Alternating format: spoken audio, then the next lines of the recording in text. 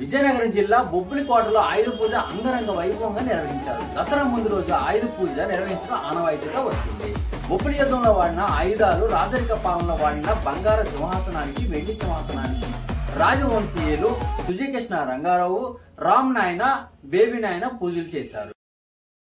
కొన్ని వందల సంవత్సరాలుగా బొబ్బిలి కోటలో దర్బార్ మహల్లో జరుగుతున్నటువంటి ఆయుధ పూజ ఇవాళ వేలాది మంది ప్రజల సమక్షంలో మన వేణుగోపాల స్వామి కోవిల అర్చకులు సమక్షంలో పర్యవేక్షణలో ఇవాళ ఎంతో దిగ్విజయంగా జరిగింది.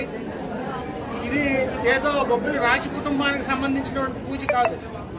బొబ్బిలి రాజులు కూడా ఎప్పుడు కూడాను సంస్థానం ఏర్పడిన దగ్గర నుంచి ఈ రోజు వరకు కూడాను ఎప్పుడు కూడా ప్రజల గురించి, ప్రజల కొరకు, ప్రజాభీష్టమే అనుగుణంగా నడిచినటువంటి సంస్థానం బొబ్బిలి సంస్థానం.